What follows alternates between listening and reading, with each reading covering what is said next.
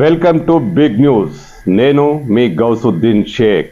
ఉన్నదే రాస్తా, చూసిందే చెప్తా.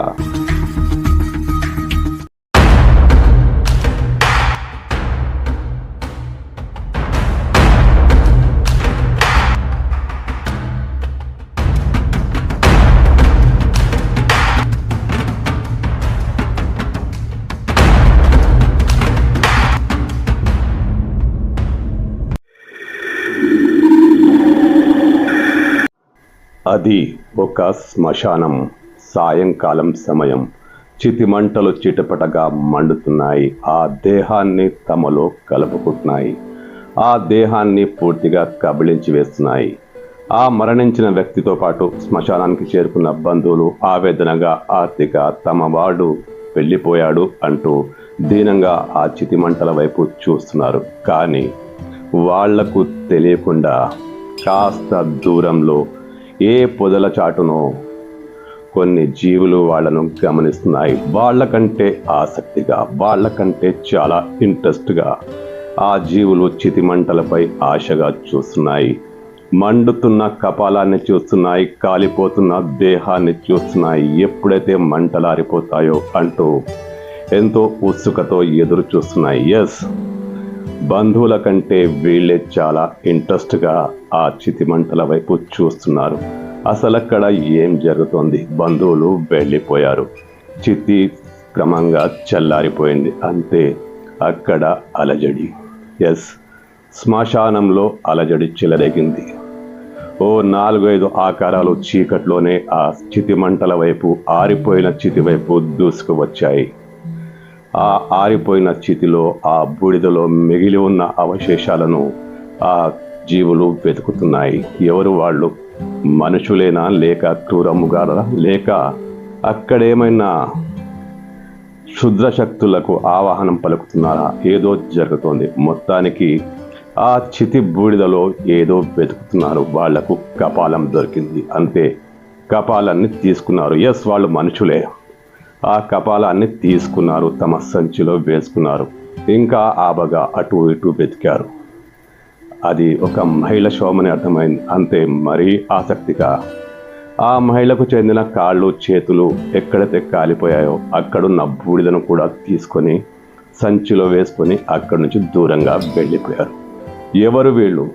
ఇలా శ్మశానాల్లో అలజడి ఎందుకు క్రియేట్ చేస్తున్నారు? ఎందుకు భయానక వాతావరణాన్ని క్రియేట్ చేస్తున్నారు అంటే వాళ్ళు ఖచ్చితంగా శవాల కోసం వచ్చారు. కాలిపోయిన శవాల కోసం వచ్చారు. మిగిలిపోయిన అవశేషాల కోసం వచ్చారు. ఎస్, వాళ్ళు పుర్రెలు దొంగిలించారు. మహిళా శవం అయితే కాళ్ళు చేతులు ఉన్న ప్రాంతాలను దొంగిలించారు. ఇంతకు ఇది ఎందుకు జరుగుతుంది? ఇది ఎక్కడ జరుగుతుంది అంటే తెలంగాణలోని అనేక శ్మశానాల్లో ఇది నిత్యకృత్యమైపోయింది. అనేక చోట్ల శ్మశానాల్లో పుర్రెలు మాయమవుతున్నాయి. చితిమంటలు ఆరిపోయిన అనంతరం పుర్రెల్ని దోచుకుంటున్నారు. కాళ్ళు చేతులు వెతుక్కుని మరీ తీసుకెళ్ళిపోతున్నారు. తెలంగాణలోని అనేక జిల్లాల్లో ఇది జరుగుతోంది. మరి ముఖ్యంగా కరీంనగర్ పరిసర ప్రాంతాల్లో, పరిసర పల్లెల్లో అనేక శ్మశాన వాటికలున్నాయి. హిందూ శ్మశాన వాటికలున్నాయి. ఆ శ్మశాన వాటికల్లో అర్ధరాత్రి పూట కొంతమంది ఆగంతకులు చొరబడి ఆరిపోయిన చితిమంటల అవశేషాల్లో, ఆ బూడిదలో తమకు తోచిన భాగాన్ని ఎత్తుకెళ్తున్నారు. మరీ ముఖ్యంగా పుర్రెను మాత్రం వదలట్లేదు. ఇలా ఎందుకు చేస్తున్నారు? అసలు వాళ్లకు ఆ పుర్రెలు ఎందుకు? అది మహిళ శవమైతే కాళ్ళు చేతులకు సంబంధించిన బూడిద ఎందుకు? దీనిపై అనేక పరిశోధనలు జరిగాయి. మీడియాలో కథనాలు కూడా వచ్చాయి. అసలు ఎందుకో తెలుసా? హిందూ సంప్రదాయంలో చాలామంది అనేక కులాల్లో మగవాడు చనిపోతే అతని నోట్లో చిన్న బంగారం అంతా ఏదో బంగారాన్ని పెట్టి దానం చేస్తారు. అదే ఆడవాళ్ళు చనిపోతే వాళ్ళ ఒంటి మీద ఉన్న నగలను తీయరు, అలాగే దహనం చేస్తారు. అందరూ కాదు కానీ కొన్ని కులాల్లో ఇది జరుగుతుంది. హిందూ సంప్రదాయంలో ఇది ఉంది. ఈ బంగారం కోసమే, ఆ నగల కోసమే అర్ధరాత్రి అలజడి రేపుతున్నారు. పుర్రెలను మాయం చేస్తున్నారు. మహిళా శవం అయితే ఆ కాళ్ళు చేతులకున్న బూడిదను కూడా తీసుకెళ్ళిపోతున్నారు. పక్కకు తీసుకెళ్ళి, అదే శ్మశానంలో పక్కకు తీసుకెళ్ళి ఆ బూడిదను జల్లెడ పడుతున్నారు. దొరికిన బంగారాన్ని తీసుకొని ఆ రోజు తమ జీవితాన్ని ఎంజాయ్ చేస్తున్నారు. ఎస్, తెలంగాణలో ఇలా శవాలను దోచుకునే వాళ్ళు చాలా మంది ఉన్నారు. చాలామంది తమ మత సంప్రదాయం ప్రకారం అక్కడ గోల్డ్ వదిలేస్తున్నారు, కానీ వీళ్ళు దోచుకుంటున్నారు. వీళ్లను ఆపేవాళ్ళేడు, అడ్డుకునేవాళ్ళేడు. పోలీసులు కూడా ఈ విషయంలో జోక్యం చేసుకునే పరిస్థితి లేదు. అయితే అక్కడక్కడ ఇలాంటి దొంగలు దొరుకుతుంటారు, పోలీసులు పట్టుకుంటారు. కానీ ఇది అత్యంత దారుణం.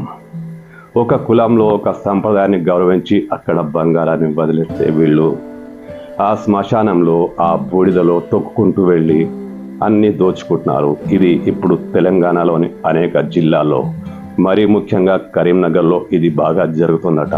తెలంగాణ జిల్లాలో ఇది శ్మశానాల్లో అలజడి చాలా కామన్గా మారిపోయింది.